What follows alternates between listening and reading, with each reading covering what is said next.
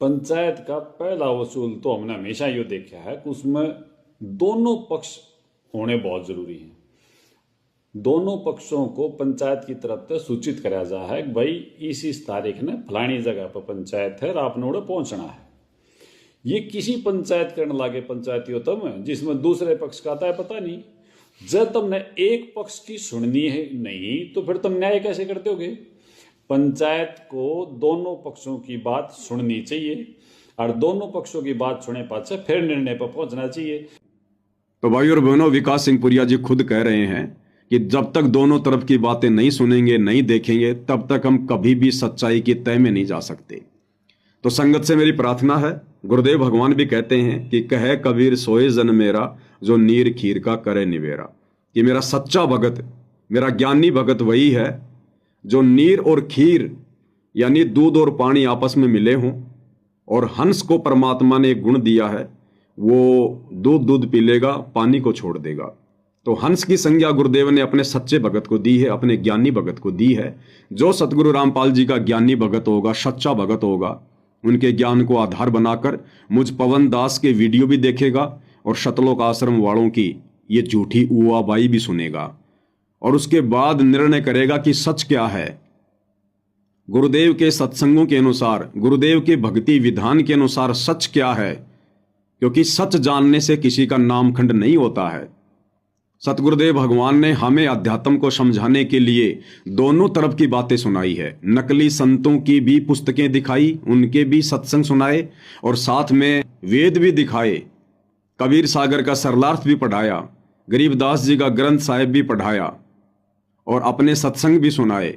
उसके बाद हम भगत आत्माओं ने निर्णय किया कि सच क्या है और झूठ क्या है। तो जब तक हम दोनों तरफ की बातें नहीं सुनेंगे, तब तक हम कभी भी एक सफल पंचायती नहीं हो सकते, एक नेक भगत की भूमिका में नहीं आ सकते। तो सर्व संगत से दास की प्रार्थना है, ये डर और भय अपने दिलो दिमाग से निकालो। भाई और बहनों, यदि मैं पवन दास इन सतलोक आश्रम वालों के इसी भय में जी रहा होता, इनके डर के नीचे दबकर भक्ति कर रहा होता, तो मैं पवन दास आज अपने ऊपर 4-4 मुकदमे नहीं झेल रहा होता इन सतलोक आश्रम वालों के। लेकिन इनके द्वारा मुकदमे लगाने के बावजूद भी आप भाई बहनों तक, परमेश्वर रामपाल जी की अच्छी आत्माओं तक लगातार वीडियो बनाकर सत्य पहुंचाने की सेवा कर रहा हूं। तो थोड़ा सा प्रयास संगत ने भी करना चाहिए। ये डर, ये भय अपने दिलो दिमाग से निकालो। पिछले 10 वर्षों से हिसार जेल में बैठकर सतगुरु रामपाल जी हम संगत वालों की ज्ञान की ही परीक्षा ले रहे हैं।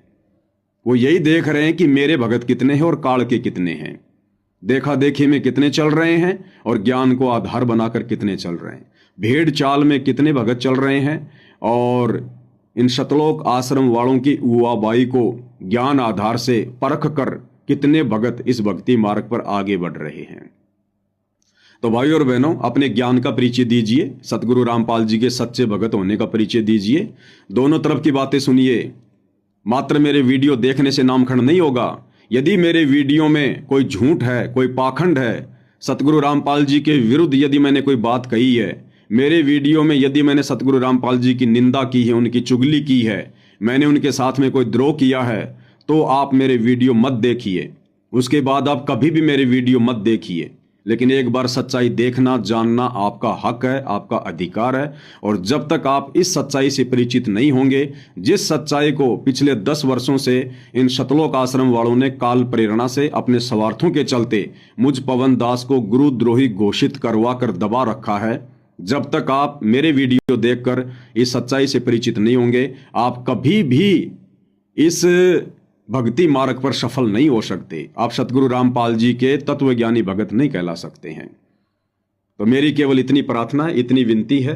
विकास सिंह पुरिया जी ने जो चैलेंज किया था, मैंने उस चैलेंज को स्वीकार किया है, और उस चैलेंज का जवाब ये विकास सिंह पुरिया तो कभी जिंदगी में भी नहीं दे पाएगा।